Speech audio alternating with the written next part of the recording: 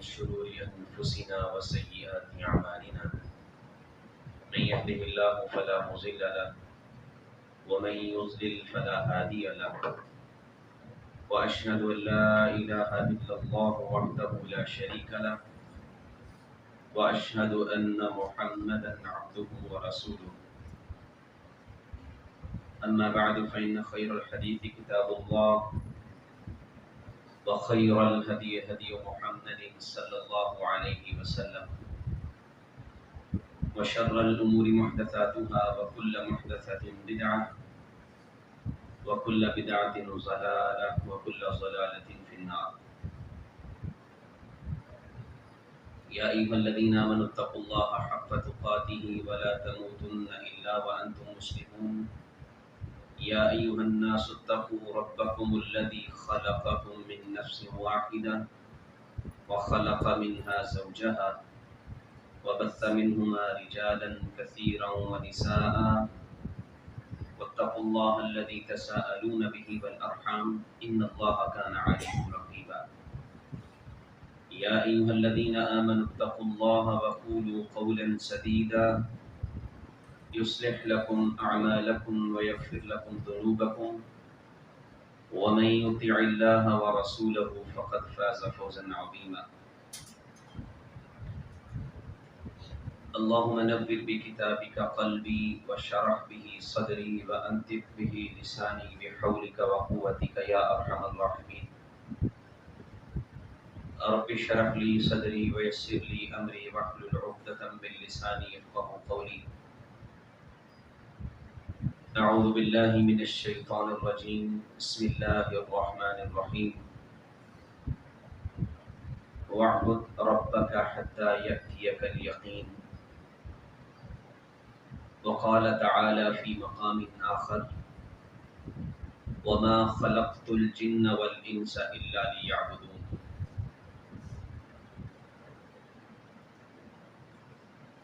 لائق احترام محترم معزز سامعین،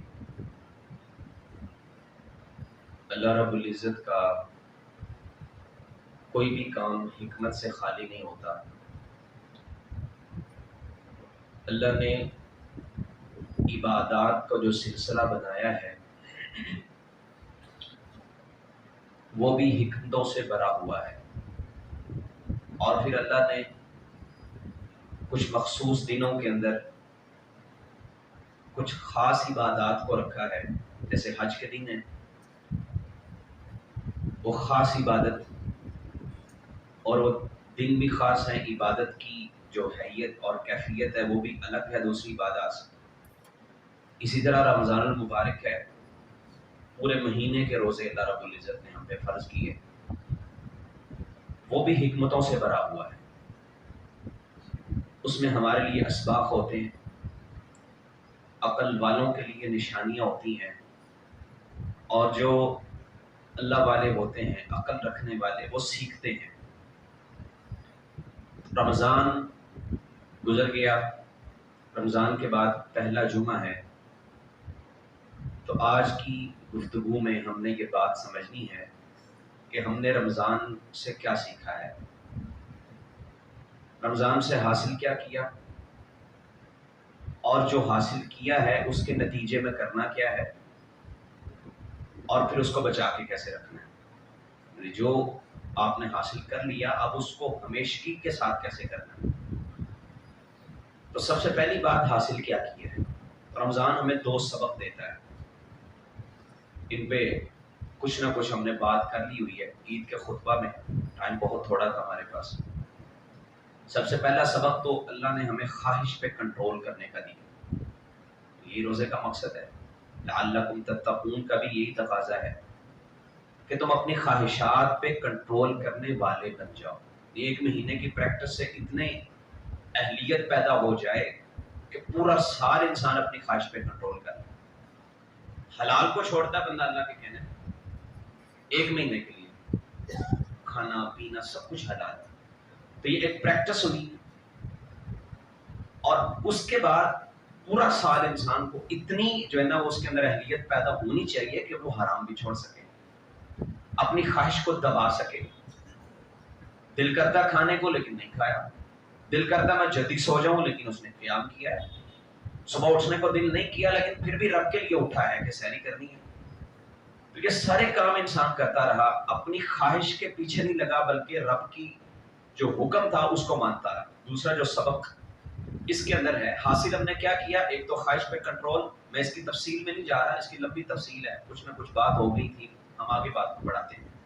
دوسرا سبق، اللہ اور اس کے رسول کے کہنے پہ ہم نے کام کیا، کسی اور کے کہنے پہ تو روزہ نہیں رکھا. تو آپ صلی اللہ علیہ وسلم اور اللہ کے حکموں کا پاس ہمیں سکھایا روزے کہ زندگی میں کسی اور بات کی اتنی اہمیت نہیں ہے جتنی نبی صلی اللہ علیہ وسلم کی بات کی، جتنی اللہ کے قرآن کی بات کی ہے. جو قرآن و حدیث کی بات ہے اس کے سامنے اپنی عقل اور اپنی کوئی بھی چیز انسان نہیں جو ہے نا پیش کر سکتا. یہ سکھایا ہمیں روزے.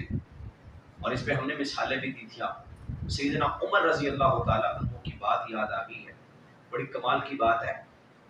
عمر وہ ہیں کہ جن کے رائے پہ نبی صلی اللہ علیہ وسلم کو رائے دیا کہ اللہ کے رسول عورتوں کو کہ یہ پردہ کر کے نکلا کرے، رائے دیا انہوں نے، اللہ نے قرآن بنا کے نازل کر دیا. حضرت عمر نے کہا یہاں دو رکھتے پڑھنا مقام ابراہیم کی بات کی ہے، اللہ نے قرآن بنا کے نازل کر دیا. یعنی عمر کی رائے پہ قرآن اترا کرتا. ایسی کمال کی شخصیت ہے عمر، اور جس رستے سے گزرے شیطان بھاگ جاتا ہے. سیدنا عمر کی شان تو آپ نے سن رکھی ہے. اتنا بڑا شخص اور بیٹھے کہاں پہ؟ اقتدار کی کرسی پہ بیٹھے ہوئے، کسی عام جگہ پہ نہیں بیٹھے ہوئے کہ ایسے ہی ہمارے ہاں تو دو چار بندے بحث کر رہے ہیں، اس کو حدیث سنا دے، وہ آگے سے کر لو تم حدیث کی باتیں کرتے ہو، مجھے نہیں پتا، ساری زندگی ایسی گزار لی تو ہون پڑھ کے آگے لوگ آگے سے. حضرت عمر بیٹھے ہیں نبی صلی اللہ علیہ وسلم کے ساتھ، دن بھی گزارے، راتیں بھی گزاری، آپ کے ساتھ غزوات میں شریک ہوئے، کیا نہیں تھا آپ کے پاس. اور اس سب کے باوجود سب سے جو بڑی بات ہے کہ کرسی ان کے پاس ہے، خلیفہ وقت ہے اور فیصلہ کرتے ہیں. فیصلہ کیا کیا؟ کہتے ہیں حق مہر کی کوئی بات مقرر کر دی کہ اتنا حق مہر ہونا چاہیے. ایک عورت اٹھتی ہے مجمع میں سے، ایک عورت، وہ مرد نہیں، مطلب کوئی آپ کا خاص وزیر مشیر نہیں اٹھا، ایک عورت اور عام لوگوں سے، عام بندوں میں سے جو عام انسان بیٹھے، ایک عورت اٹھتی کہتی عمر تم کیسے اس چیز کو مخصوص اور محدود کر سکتے ہو، اس کی حدود اور قیود مقرر کر سکتے ہیں جس کو رب نے مقرر نہیں کیا. اللہ نے کہا کنتار خزانہ حق مہر میں دو، اور خزانے کی تو کوئی حد نہیں ہوتی. خزانہ تو پہاڑ جتنا کو سونا دے دے اسے بھی خزانہ کہتے ہیں، تم کیسے مقرر کر رہے ہو؟ حضرت عمر فوراً ایک عورت کی بات سنی کہ اس نے مجھے قرآن سنا دیا، یعنی کہ میں عمر، میں اقتدار کی کرسی پہ بیٹھا ہوں، میں خلیفہ وقت ہوں، تیری کیسے جرأت ہوئی میرے سامنے بات کرنے؟ کہتے ٹھیک ہے، جو اس عورت نے کہا وہی سچ ہے، عمر سے خطا ہو گئی، عمر سے غلطی ہو گئی ہے. یہ روزے کا سبق ہے. ہم نے کسی کے کہنے پہ روزہ نہیں رکھا، اللہ کے کہنے پہ بھوک برداشت کی، اللہ کے کہنے پہ پیاس برداشت کی ہے. آج بھی اگر کوئی رب کی بات آ جائے، اللہ کے رسول کی بات آ جائے، پھر ہماری وہاں کوئی حیثیت نہیں ہے. یہ اگر آپ نے سیکھ لیا ہے نا تو روزے کا سبق آپ کے اندر موجود ہے. اور حضرت عمر کی ایک اور بات بھی، ایک دفعہ ایک فیصلہ کیا، کسی نے کوئی انگلی کاٹ دی، کسی عورت کا کوئی مسئلہ تھا، شاید اس کی انگلیاں کٹ گئی. اور دین اسلام کے اندر انگلیوں کی دیت ہے، یعنی اگر کوئی کسی کو زخم پہنچاتا ہے تو اس زخم کی بھی جو ہے نا وہ قصاص لیا جائے گا. جیسے قتل کا بدلہ قتل ہوتا ہے، کوئی دانت توڑ دے تو اس کا دانت توڑا جائے گا، انگلی کاٹ دے گا تو اس کی انگلی کاٹی جائے گی، نہیں تو وہ دیت دے دے. اور دیت کتنی ہے؟ اونٹ. اور قرآن مجید یا جو شرعی تعلیم ہے اس میں نبی صلی اللہ علیہ وسلم جو مقرر کیا ہے وہ ہر انگلی کے برابر برابر اونٹ ہے. ایسا نہیں ہے کہ یہ چھوٹی انگلی، انگوٹھا چھوٹا ہے تو اس کے اونٹ کم ہو گئے، اور یہ جو انگلی جو ہے نا جس کو ہم چھینگلی کہتے ہیں اس کے کم ہو، برابر. حضرت عمر نے فیصلہ دیا، ان تک بات نہیں پہنچی ہو، کہتے ہیں فلاں انگلی کے جو ہے نا اتنے اونٹ ہیں، انہوں نے تفاوت کر دیا، اس میں کوئی فرق ڈال دیا. عبد الرحمن بن عوف رضی اللہ تعالیٰ عنہ کھڑے ہو، سیدنا عمر سے پتہ کیا کہتے ہیں؟ کہتے ہیں جو نبی صلی اللہ علیہ وسلم نے فرمایا تھا نا وہ تو یہ تھا، آپ کا فیصلہ اپنی جگہ پہ. حضرت عمر وہاں کتنا کچھ کر سکتے، ڈٹ سکتے تھے اپنی بات پہ، کیونکہ ان کے فیصلے کے سامنے تو کوئی بھی سر نہیں اٹھاتا.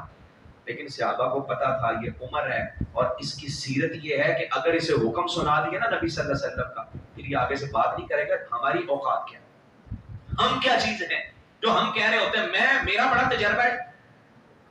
میرے ساتھ ایک بندہ بحث کرنے لگا کہتا نہیں عورتوں کو حصہ دینے کی بات ہو رہی. میں نے کہا یار جب قرآن نے مقرر کیا تو آپ کیوں کہتے ہیں نہیں دیتے؟ نہیں جی نہیں، راضی کر لے، بس بہنوں کو راضی کر لے. یار راضی کرنے والی بات اللہ بھی کہہ سکتا.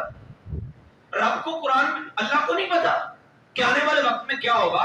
نہیں راضی کر لے، کسی بہن کو 5 لاکھ دے کے کسی کو 10 جو جہاں پہ راضی ہوتی ہے. بھائی ہماری عقل تو یہ مانتی ہم بھی پڑھے لکھیں گے وہ میں قرآن کیا ہے سنا رہا ہوں اگر لو ہمارا تجربہ ہے تو ایسے ہی آگے. یار قرآن کہہ رہا ہے یوسیکم یامرکم، اللہ حکم دے رہا ہے کہ نہیں یہ میں نے مقرر کر دیا، جتنا مقرر اتنا دینا پڑے. تم کیسے راضی ہونے کی باتیں نکال رہے ہو؟ عمر رضی اللہ تعالیٰ عنہ جیسا اتنا بڑا خلیفہ وقت وہ کہتے ہیں ان الاصحاب، نبی صلی اللہ علیہ وسلم نے جو فرمایا تھا نا فی الدیۃ السواء کہ تمام انگلیوں کی جو دیت ہے وہ برابر برابر ہوتی ہے. حضرت عمر نے کوئی چونکے چنانچہ نہیں کہا، کوئی یہ نہیں کہا کہ میرا بڑا تجربہ ہے میں اپنے عقل سے بات کر رہا ہوں مجھے بھی سارا پتا ہے، میں ایسے ہی نہیں بیٹھ گیا اس کرسی پہ آگے تم آگے مجھے بھی سناؤ گے اور تم ہمیں سکھاؤ گے.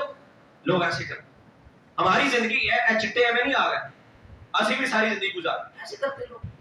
قرآن و حدیث کی بات آپ کریں وہ اپنے تجربات بتاتے. حضرت عمر کہتے ہیں ردوا قول عمر ونفذوا قول رسول اللہ صلی اللہ علیہ وسلم. عمر کہتے ہیں عمر کے قول کو رد کر دیا جائے. ردوا قول عمر، اس کو دیوار پہ مارو. ونفذوا قول رسول اللہ صلی اللہ علیہ وسلم، اللہ کے رسول کے قول کو، آپ کی بات کو، آپ کے فیصلے کو جو آپ نے فرما دیا ہے اسے نافذ کرو. وہی قانون بنے گا، وہی جو ہے نا وہ قابل عمل ہوگا. عمر کا قول جو ہے اسے دیوار پہ مار دو. عمر کے قول کی حیثیت کیا ہے؟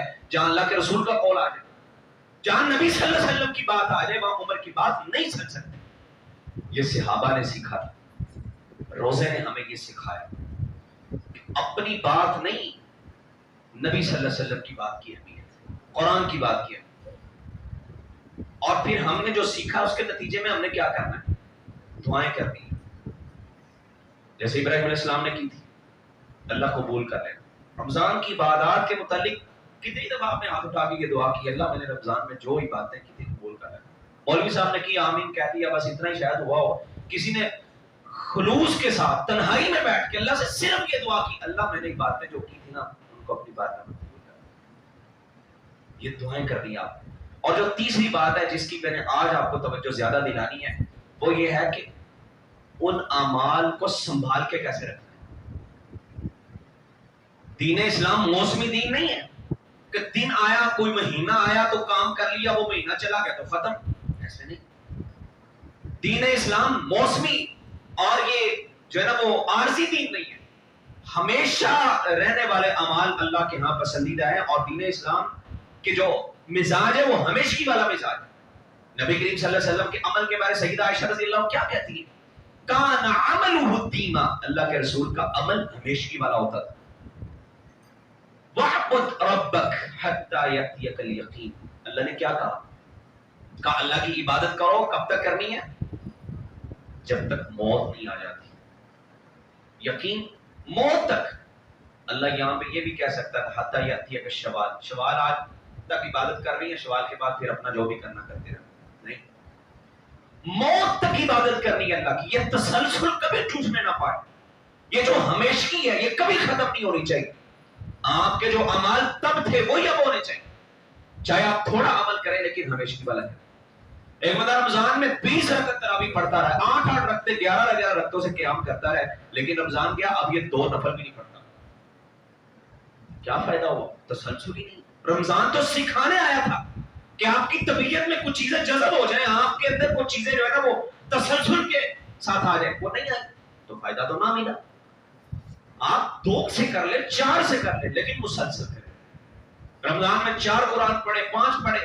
اب آگے کتنے دن گزر گئے رمضان کو، عید میں کتنے دن ہو گئے، ایک پارا بھی کھول کے نہیں دیکھا، ایک صفحہ بھی نہیں پڑھا. سیکھا تو نہ تھے.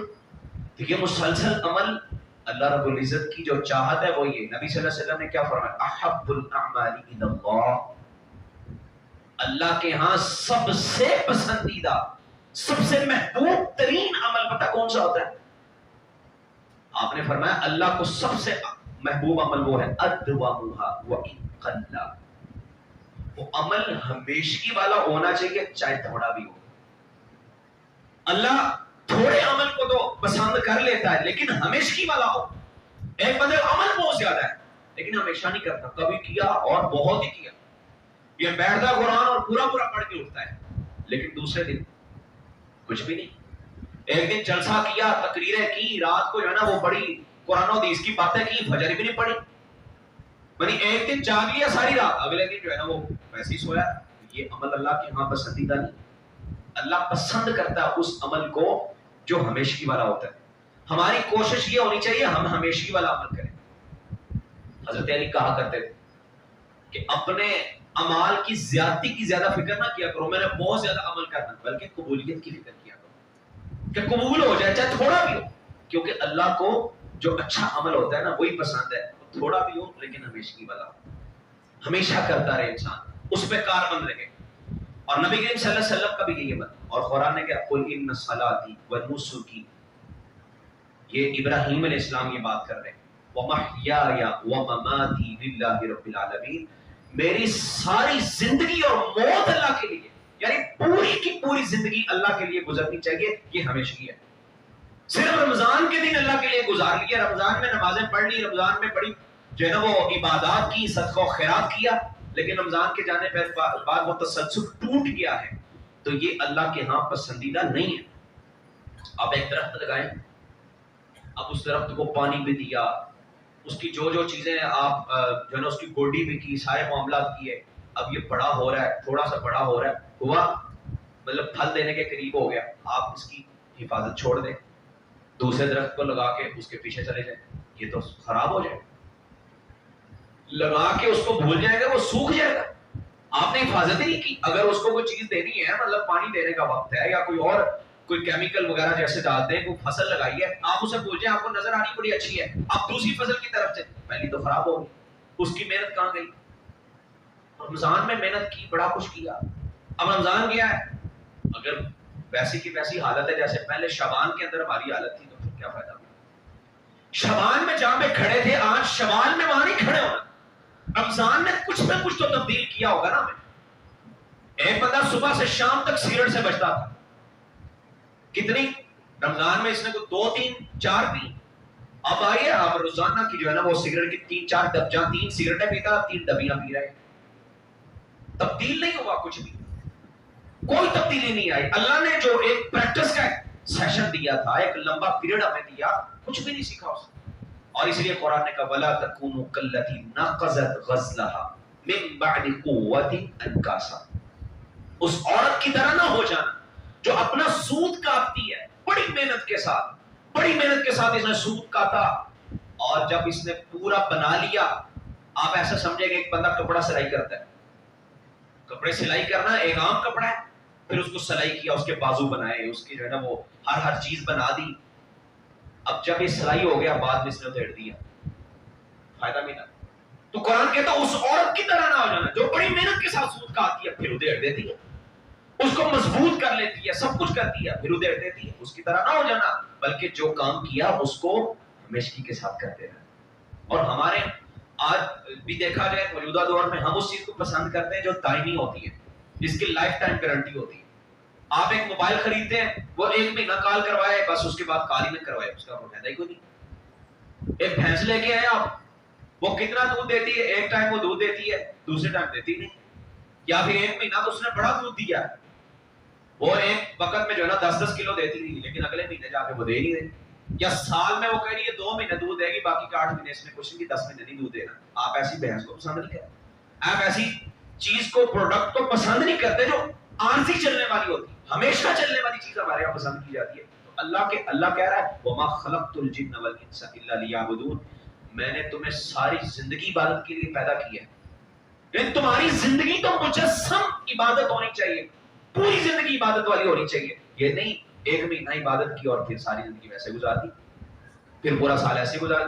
اللہ نے ہمیں پوری کی پوری زندگی اس لیے دی ہے کہ عبادت کی جائے. ہمارا تو مقصد ہی ہے کہ ہم عبادت کریں، اپنا مقصد ہمیں ہمیشہ پورا کرنا ہے، ہر وقت پورا کرنا ہے.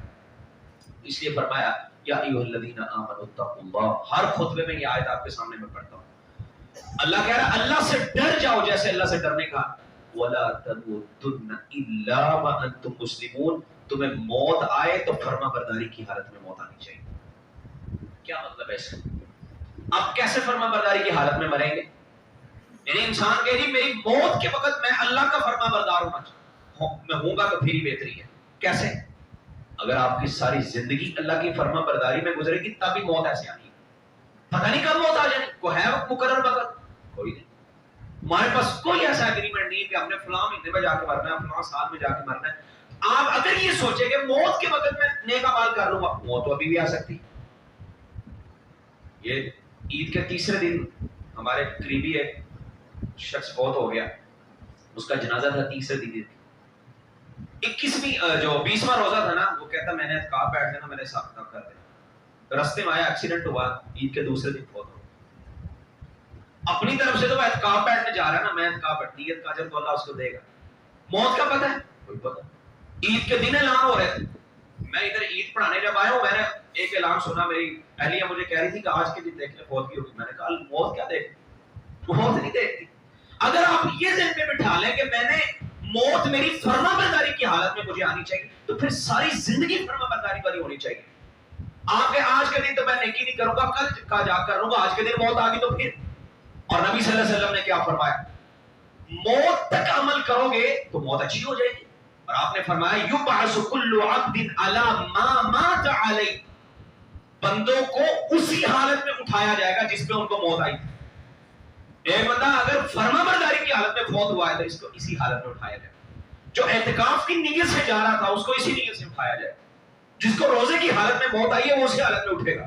آپ جمعہ پڑھ کے گئے، پھر عصر بھی پڑھی، مغرب بھی پڑھی، آپ نمازوں کی حالت میں قرآن بھی پڑھ رہے ہیں، آپ کی موت آئے گی، اٹھایا اسی حالت میں جائے گا کہ یہ بندہ فرما بردار تھا، یہ قرآن بھی پڑھ رہا تھا، نمازیں. لیکن ایک بندہ وہ جس نے رمضان میں تو 10 قرآن پڑھے اور نمازیں بھی لمبی چوڑی پڑھی ہیں، نفل بھی بڑے پڑھے، راتیں بھی جا کے گزاری ہیں، رمضان کے بعد اس نے سارا کچھ بھلا دیا. اب موت آئی تو یہ اس حالت میں اٹھے گا جس حالت میں اس کو موت آئی ہے. اور نبی کریم صلی اللہ علیہ وسلم نے کیا فرمایا؟ آپ نے فرمایا کبھی ایسے ہوتا بندہ بڑے نیک اعمال کر رہا ہوتا ہے، لیکن آخر میں جا کے جب جنت اور اس کے درمیان ایک بالش کا فاصلہ رہ جاتا ہے، نہیں اتنا سا فاصلہ رہ گیا کہ جنتی ہونے لگا ہے، کوئی ایسا عمل کرتا ہے اللہ اس کو جہنمی بنا دیتا ہے. وہ ایک شخص تھا نا، بڑی دلیری کے ساتھ لڑ رہا تھا. نبی صلی اللہ علیہ وسلم نے فرمایا کہ جہنمی ہے. ایک صحابی کہتے ہیں میں اس کے پیچھے دوڑا، یہ کیسے جہنمی؟ یہ تو بڑی، ہم تو اس کی بہادری پہ رش کر رہے ہیں. تو لڑتے لڑتے اس کو زخم لگا اور اس زخم کی وہ تاب نہ لا سکا. زیادہ اس کو جو ہے نا تکلیف محسوس ہوئی، اس نے اپنی ہی تلوار کو نیچے رکھا اور اس کے اوپر وزن ڈال کے خودکشی کر لی. اور آپ نے کیا فرمایا؟ انما الاعمال بالخواتیم. اعمال کا دار و مدار خاتمے پہ ہوتا ہے. آغاز میں آپ کیا عمل کر رہے ہیں اس کو نہیں دیکھا جائے گا، خاتمہ کس بات پہ ہو رہا ہے، آپ کا اختتام کس بات پہ ہو رہا ہے. اگر اختتام میں اعمال اچھے تھے تو پھر سارا کچھ اچھا ہے، اور اگر اختتام پہ جا کے اعمال خراب ہو گئے تو پھر پیچھے والی محنت خراب. ایک بچہ بڑی محنت کرتا ہے، دن رات محنت کرتا ہے، وہ ساری کلاسیں اٹینڈ کرے، ہر ٹیسٹ میں پاس ہو جائے اور پورا کام کرے، لیکن امتحان میں جا کے وہ امتحان خراب کرے، فیل ہو جائے. اس کی جو پیچھے والی محنت ہے، جو اس نے راتوں کو جاگ جاگ کے گزاری، جو اس نے کلاسیں اٹینڈ کی، فائدہ ہوگا کوئی؟ یہ تو دنیا کا قانون ہے کہ اس نے اگر اختتام اچھا نہیں کیا کوئی بھی اسے اچھا نمبر نہیں دے گا. آپ جا کے لڑائی کرنا شروع کرتے ہیں استاد سے، جی اس نے بتائیں کیا نہیں کیا، سب کچھ تو کیا ہے، بس امتحان میں فیل ہوا نا. کئی ہمارے ہاں تو امتحان ہی چلتا ہے. آخر دنیاوی اعتبار سے بھی آخر جو ہے نا وہ اہم ہوتا ہے. اللہ کے ہاں انما الاعمال بالخواتیم. خاتمہ کس بات پہ ہو رہا ہے، اختتام میں تم کیا کر رہے. اور نبی صلی اللہ علیہ وسلم نے فرمایا اذا اراد اللہ بعبد خیرا استعمل. جب اللہ کسی بندے سے خیر کا ارادہ کرتا ہے، کسی بندے کو اللہ نوازنا چاہتا ہے، اس کے ساتھ بھلائی کا ارادہ کر لیتا اللہ، تو پھر اللہ پتہ کیا کرتا ہے؟ استعمل، اسے استعمال کرتا ہے. صحابہ نے کہا کیف یستعمل، اللہ استعمال کیسے کرتا ہے؟ یعنی اللہ اسے کس طرح سے استعمال کرتا ہے؟ آپ نے فرمایا یوفقہ بعمل صالح. اللہ اسے عمل صالح کی توفیق دے دیتا ہے. کب تک؟ قبل الموت، موت کے آنے سے پہلے پہلے اللہ اس کو نیک اعمال کی توفیق دے دیتا ہے. یعنی اللہ اس بندے کو استعمال کر رہا ہے، یعنی نیکی کی طرف لے کے آ رہا ہے، جس کی موت آنے سے پہلے وہ نیک تھا، اس کے اعمال اچھے تھے. لیکن اگر اسے موت آ گئی اور اعمال اچھے نہیں ہوئے تو پھر اللہ کے ہاں اس کا کوئی مقام نہیں. وہ شخص جو جنگ میں لڑ رہا ہے اس نے آخر میں آ کے خودکشی کر لی، ختم. آج بھی اگر وہ خودکشی کرے تو حرام ہے. اس لیے تسلسل والے اعمال اگر آپ کرتے اللہ کو بڑے پسند ہے. اللہ کو وہ بندہ بڑا اچھا لگتا ہے جو ہمیشہ عمل کرتا ہے. نبی کریم صلی اللہ علیہ وسلم نے فرمایا ایک شخص ایک عمل کرتا ہے ہمیشہ سے کرتا ہے، یعنی تہجد پڑھتا ہے اور ہمیشہ پڑھتا ہے، اگرچہ تھوڑی پڑھتا ہے. ایک شخص جو ہے نا وہ 20 حصوں سے قیام کرتا ہے 8 سے، لیکن یہ 2 سے کر رہا ہے، لیکن ہمیشہ کر رہا ہے. دوسرا مہینے میں کرتا ہے پھر چھوڑ دیتا ہے. یہ اللہ کو پسند ہے. اور اب یہ بیمار ہو گیا، تسلسل سے عمل تھا، نماز بھی جماعت سے پڑھتا ہے، کبھی جماعت نہیں چھوٹی اس کی، تکبیر اللہ نہیں چھوڑنے دی اس کی، نوافل بھی اس نے پورے ادا کیے. اب یہ بیمار ہو گیا، اب جماعت سے نماز نہیں پڑھی جاتی، اب اس سے تہجد کا قیام نہیں ہوتا، اب یہ نوافل وہ پورے نہیں ادا کر سکتا، تھوڑی نماز پڑھتا کیونکہ یہ بیمار ہے. حضور صلی اللہ علیہ وسلم نے کیا فرمایا؟ اللہ ایسے شخص کو پورا اجر دے گا. کیوں؟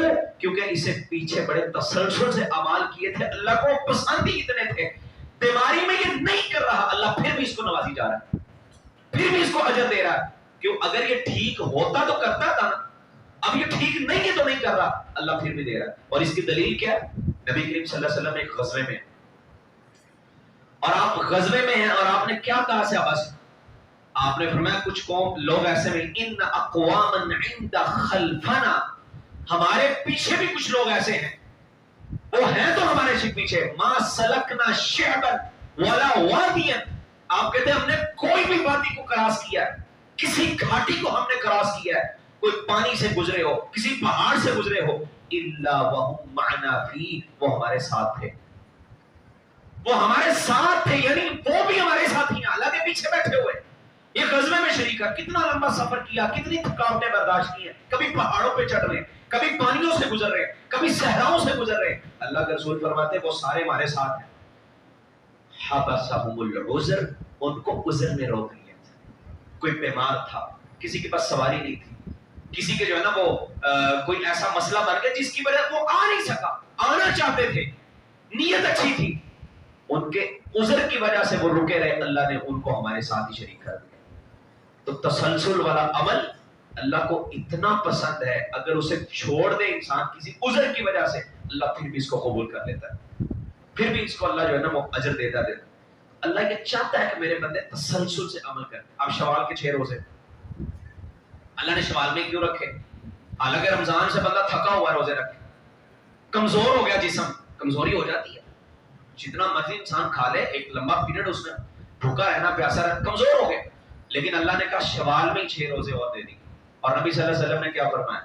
من صام رمضان، جس نے رمضان کے روزے رکھے، ثم تبعہ، پھر اس کے پیچھے 6 من شوال، 6 روزے شوال کے رکھ لیے، ایسے ہی ہے کہ کصیام الدہر، اس نے پورا سال روزے رکھے. اللہ نے یہ شوال میں کیوں رکھے؟ کہ یہ جو تسلسل سے آ رہے ہیں نا، میرے بندوں کو بھی یہ پتا رہے کہ ہم نے تسلسل اپنا قائم رکھنا ہے. شوال آیا 6 روزے اللہ نے اور دے دیے، رمضان کو بھول نہ جانا، پھر روزے رکھو. اور پھر آگے چل کے اور بھی روزے کی کئی قسمیں، یوم عرفہ کا روزہ ہے، اور جو محرم کے اندر انسان روزہ عاشورہ کا روزہ رکھتے ہیں، اور پھر جو ہے نا ایام 20 کے روزے، ایک مہینے میں 3 روزے، اور پیر اور جمعرات کا روزہ جو نبی صلی اللہ علیہ وسلم، یعنی روزے اللہ نے بار بار دیے کہ یہ روزے والا عمل کہیں بھول نہ جائے، تسلسل تمہارا قائم رکھے، تسلسل نہ ٹوٹے. تو یہ شوال کے 6 روزے رکھنے چاہیے ابھی سے، اگر آپ نے نہیں رکھے تو لازمی رکھ لیجیے. ایسے ہی ہے کہ جیسے پورا سال آپ نے روزے رکھے. بعض لوگوں کو یہ ہوتا ہے جی قضائی نہیں دی رمضان کے روزے، یہ مسئلے کی بات بھی ذرا سن لیں. بس اوقات یہ ہوتا ہے کہ لوگ کہتے ہیں رمضان میں کچھ روزے چھوٹ گئے تھے عذر کی وجہ سے، کچھ عورتوں کے چھوٹ جاتے ہیں، کچھ مردوں کے سفر کی وجہ سے چھوٹ گئے، بیماری کی وجہ سے، تو وہ کہتے ہیں پہلے قضائی دوں پھر شوال کے رکھوں گا. تو یہ اتنا لمبا نہیں، شوال کے چھوڑ دیتے ہیں، قضائی تو سردیوں میں جا کے دینی ہے، شوال کے بھی نہیں رکھتے. تو اس میں جو صحیح بات ہے وہ یہ کہ بہتر یہ ہے کہ پہلے قضائی دے لیں. لیکن اگر آپ نہیں دے سکتے، یعنی آپ سمجھتے ہیں کہ میں 6 شوال کی رکھوں، تو قضا کا وقت جو ہے نا وہ تو شعبان تک ہے. یعنی اگلے رمضان تک جا کے آپ قضا کر سکتے ہیں. سیدہ عائشہ رضی اللہ تعالیٰ عنہ اگلے شعبان تک اپنے روزے قضا کرتے ہیں. تو آپ سردیوں میں جا کے قضائی کر لیں, لیکن شوال کے 6 ابھی رکھ لیں. ایک بندے نے رمضان میں 10 روزے چھوڑے, 20 رکھے, وہ ابھی 6 رکھ لے اپنے. یہ جو 10 اس کے چھوٹے تھے وہ جا کے سردیوں میں رکھ لے, چاہے شعبان میں رکھ لے, چاہے اگلے مہینے رکھ لے, وہ کوئی مسئلہ نہیں. شوال کے روزے بغیر قضائی کے بھی رکھے جا سکتے ہیں. تو ان روزوں کا اہتمام اللہ نے کروایا ہم سے, اس لیے فضیلت بیان کی ہے کہ یہ تسلسل سے عبادت کرتے ہیں. یہ رمضانی مسلمان نہ بنے کہ رمضان کی عبادت کرنے والا مسلمان, رمضان آیا عبادتیں کر لی اور رمضان گیا تو ختم. ایسا نہیں, یہ رمضان کے رب کی عبادت کرنے والے ہوں. جیسے سیدنا ابوبکر صدیق رضی اللہ تعالیٰ عنہ نے کہا تھا, جب اللہ کے رسول فوت ہو گئے تو آپ نے فرمایا من کان یعبد محمدا فإن محمدا قد مات. جو کوئی نبی صلی اللہ علیہ وسلم کی عبادت کرتا تھا اللہ کے رسول تو دنیا سے چلے گئے, آپ تو فوت ہو گئے ہیں. ومن کان منکم یعبد اللہ فإن اللہ حی لا يموت. جو اللہ کی عبادت کرتا وہ جان لے, وہ سن لے, اللہ زندہ ہے, وہ قائم ہے, اس کو کبھی موت نہیں آئے گی. اللہ ہمیشہ رہے گا, تو جو ہمیشہ رہے گا اس کی عبادت کرنی چاہیے, اس کی عبادت بھی ہمیشہ کرنی چاہیے جو اس کو پسند ہے. حضرت بلال رضی اللہ تعالیٰ عنہ کو فجر کی نماز کے بعد اللہ رسول کہتے ہیں, بلال ذرا ایک بات تو بتاؤ, فإنی سمعت دفن علیک من بین یدی فی الجنہ, بین یدی فی الجنہ. کہتے بلال میں نے جنت میں تمہارے قدموں کی آواز سنی, بتاؤ عمل کیا کرتے ہو؟ یہ اسلام میں کون سا عمل تمہارا اتنا اللہ کو محبوب آ گیا؟ میں نے اپنے آگے آ کے تمہارے قدموں کی آواز سنی, میں جا رہا تھا اور مجھے لگا میرے آگے بھی کوئی بندہ جا رہا ہے. فجر کی نماز کے بعد آپ بیٹھے اور بلال سے پوچھ رہے ہیں. حضرت بلال کہتے ہیں اللہ کے رسول ایک عمل ایسا ہے جس پہ مجھے امید ہے کہ اللہ مجھے بڑا نوازے. اور وہ عمل کیا ہے؟ وہ کہتے ہیں جب بھی کوئی میں وضو کرتا ہوں نا, جب بھی, یہ ہے مسلسل, یعنی تسلسل ہے ان کے عمل کے اندر. میں جب بھی وضو کرتا ہوں فی ساعۃ اللیل او نہار الا صلیت بذلک الطہور. وہ کہتے ہیں میں جب بھی وضو کرتا ہوں, چاہے رات ہو چاہے دن ہو, یعنی میرا دن کے وقت وضو ٹوٹ جائے تو میں وضو کر لیتا ہوں, رات کے وقت بھی وضو ٹوٹ جائے تو میں وضو کر لیتا ہوں, لیکن اس وضو کے ساتھ میں کچھ نہ کچھ نماز پڑھتا ہوں, تحیۃ الوضو پڑھتا ہوں, جتنی اللہ توفیق دے, 2 پڑھو 4 پڑھو 6 8 جتنی میں پڑھوں میں پڑھ لیتا ہوں. بس یہ ہے. اب انہوں نے یہ نہیں کہا میں بہت بڑا عمل کرتا ہوں, ایک چھوٹا سا عمل ہے, وضو کرتے ہیں اور وضو کے ساتھ 2 رکعتیں پڑھ لیتے, 2 پڑھے 4 پڑھے. انہوں نے یہ بھی نہیں کہا کہ میں جو ہے نا وہ 50 رکعتیں پڑھتا ہوں. اور حدیث کے الفاظ ماں کوتی پر, جتنا اللہ نے مجھے لکھا ہوا, جتنی میری نصیب میں توفیق میں ہوتی اتنی پڑھ لیتا. وہ 2 بھی ہو سکتی ہیں, لیکن مسئلہ کیا ہے؟ تسلسل ہے, ہمیشہ ہے اس عمل کے اندر کہ میں کرتا ہمیشہ ہی ہوں. میں کبھی یہ نہیں کرتا کہ میں رات ہے تو میں چھوڑ دوں, دن ہے تو چھوڑ, کرتا ہمیشہ ہی ہوں. اللہ کے رسول کی ہمیشگی والا اللہ کو شاید پسند آ گیا, تو نبی صلی اللہ علیہ وسلم بڑے خوش ہوئے کہ بلال کا یہ عمل ہمیشگی والا اللہ کو اتنا پسند ہے کہ میں جنت میں جا رہا ہوں اور میرے آگے آگے مجھے آواز سنائی دے رہی. میں نے کہا یہ کون ہے؟ انہوں نے کہا یہ بلال ہے. بلال ایک غلام ہے بیچارہ, اور اللہ نے اس کے ہمیشگی والے عمل کو اتنا پسند کیا, جنت میں آواز آ رہی ہے. اپنے اعمال کو ہمیشگی والا عمل بنا, جو بھی کر رہے ہیں مسلسل کریں, نمازوں کا سلسلہ ٹوٹنے نہ پائے. روزے ہیں شوال کے رکھیں, پیر اور جمعرات کی کوئی روٹین بنائیں, کبھی کوئی رکھ لیں, جو دوسرے جو روزے آتے ہیں ایام 20 کے وہ رکھیں, تاکہ آپ کا یہ تسلسل قائم رہے. عبادات ہی, قرآن پڑھ رہے تھے, ابھی قرآن پڑھا نہیں جا سکتا. جو رمضان میں جو ہے نا وہ 2 3 پارے پڑھ سکتا تھا, آج وہ کیا آدھا پارا نہیں پڑھ سکتا. پاؤ پڑھ لے, 1 پارا پڑھ لے, جتنا آپ کی توفیق ملتی پڑھے, لیکن پڑھے ضرور, کھولے ضرور, کہ دیکھنا ضرور ہے قرآن مجید, کھولنا ہے, میں نے پڑھنا ہے. تسلسل. نوافل پڑھے ہم نے, قیام اللیل کیا, اب پھر قیام اللیل کرے, تھوڑا کر لے, تب زیادہ کرتے تھے تھوڑا, لیکن تسلسل ہونا چاہیے. اور صحابہ اتنا تسلسل ان کے اعمال میں تھا. ایک صحابی جابر بن سلیم سلیم, اللہ اکبر, کیا کہتے ہیں؟ کہتے ہیں نبی صلی اللہ علیہ وسلم سے میں نے ایک حدیث سنی تھی کہ کسی کو گالی نہ دینا, کہ جب سے حدیث سنی ہے ما سبقت بعد حرا ولا عبدا, حدیث کے الفاظ میں غور, ولا بعیرا ولا شاطا. جب سے اللہ کے رسول نے یہ کہا کسی کو گالی نہ دینا, جابر کہتے میں نے تب سے کسی غلام کو, کسی آزاد کو, کسی جانور تک کو بھی گالی نہیں دی. یعنی ایک آزاد غلام کی بات تو ہو رہا ہے, میں نے جانور کو بھی کبھی برا بلا نہیں کہا. کیوں؟ اللہ کے رسول نے کہہ دیا کہ کبھی یہ نہ کرنا, تو میں نے کبھی نہیں. جب آپ نے کہہ دیا تو بس بات ختم. میں نے کبھی کسی اونٹ کو کسی شاد بکری کو بھی گالی نہیں. ہمیشہ حضرت علی رضی اللہ تعالیٰ جب غلام لینے کے لیے بھیجا تھا نا اپنی بیوی فاطمہ رضی اللہ عنہ کہ جاؤ اللہ کے رسول سے غلام لے کے آؤ, ہمارے حالات ذرا کمزور ہیں, تو اللہ کے رسول نے ایک عمل بتایا. یہ حدیث میں نے آپ کو سنائی ہوئی پہلے. کوئی 33 دفعہ سبحان اللہ, 33 دفعہ الحمدللہ, 34 بار اللہ اکبر پڑھ کے سو جانا, اللہ تھکاوٹیں دور کر دے گا. غلام کی ضرورت نہیں ہے تمہیں. حضرت علی کہتے ہیں یہ جب سے مجھے نبی صلی اللہ علیہ وسلم نے بتایا میں نے پوری زندگی یہ عمل نہیں چھوڑا. اور سیدنا علی رضی اللہ تعالیٰ کیا کہتے ہیں صفین کی رات جو اتنی کٹھن رات تھی, جنگی حالات ہے, بڑی پریشانیاں ہیں, جنگ ہو رہی ہے, وہ کہتے ہیں جنگ کی رات بھی علی نے کبھی یہ عمل نہیں چھوڑا کیونکہ میرے نبی نے مجھے یہ کہا. جنگ کے حالات میں بھی میں نے یہ وظیفہ نہیں چھوڑا. مسلسل تسلسل والا عمل اللہ کے ہاں بڑا قابل قبول ہے اور اللہ کو بڑا پسند ہے. نبی صلی اللہ علیہ وسلم عبداللہ بن عمر بن عاص سے کیا آپ نے یہ کہا, آپ نے کہا یا عبداللہ لا تکن مثل فلان, عبداللہ فلان کی طرح نہ ہو جانا, فلاں بندے کے جیسے جو ہے نا وہ تم نہ بن جانا. کان یقوم اللیل فترک قیام اللیل, وہ پہلے قیام کیا کرتا تھا اب اس نے چھوڑ دیا. عبداللہ میں تمہیں نصیحت کرتا ہوں, اللہ کے رسول کہہ رہے ہیں اس جیسا نہ ہو جانا. رمضان میں کوئی بات تو اس نے بڑی کی ہے اب چھوڑ دی ہے. رمضان میں تو وہ جھوٹ نہیں بولتا تھا لیکن اب اس نے بولنا شروع کر, اس جیسے نہ ہو جانا. یہ عبداللہ کو اللہ کے رسول کہہ رہے ہیں آپ بھی اس جیسے نہ ہو جانا. جو شخص رمضان میں قیام کرتا تھا اب نہیں کرتا, رمضان میں قرآن پڑھتا تھا اب نہیں پڑھتا, رمضان میں اس نے بڑا کچھ چھوڑے رکھا اب سب کچھ شروع کر دیا جو اللہ کو ناپسند ہے, اس بندے جیسے نہیں بنتا. یہ اللہ کے رسول کہہ رہے ہیں. اور آپ نے اس سے کیا واضح کیا کہ جو قیام کرتا تھا لیکن اس نے چھوڑ دیا اس جیسے نہیں ہونا. اگر کوئی بندہ یہ کہ نہیں میں رمضان میں تو بہرحال کیا نہیں بات ہے اب نہیں کرتا تو کیا, اللہ کے رسول کہتے ہیں اس جیسے بننا ہی نہیں ہے. کس جیسے بننا ہے پھر؟ جو مسلسل کام کرتا ہے, جو مسلسل عمل کرتا ہے. اور اعمال کی قبولیت کی علامت بھی یہی ہوتی ہے. اسلاف کہتے ہوتے تھے اگر آپ نے دیکھنا ہے نا میرا عمل قبول ہوا کہ نہیں ہوا تو اس کی علامت بلا کیا ہے, دیکھو مزید کی توفیق مل رہی ہے, مزید کام کر رہا ہوں میں نے. اگر صرف رمضان میں تھے تو شاید قبول بھی نہیں ہوئے, اب نہیں کر رہے ہو سکتا قبول نہ ہوئے. اگر رمضان میں کر رہے اب بھی توفیق مل رہی ہے, اب بھی میں نے کیا کر پھر قبول ہو گئے, خوش ہو جاؤ. اللہ رب العزت ہمارے نیک اعمال قبول کرے اور ہمیں نیک اعمال پہ ہمیشگی کرنے کی توفیق عطا فرمائے.